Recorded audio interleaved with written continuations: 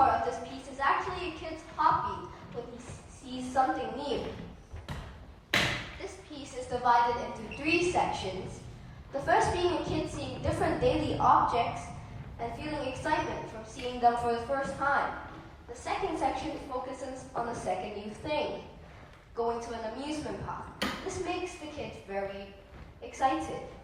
And the third section is about when the kid grows up and he feels less excitement towards life and is more sad due to daily struggles. Enjoy!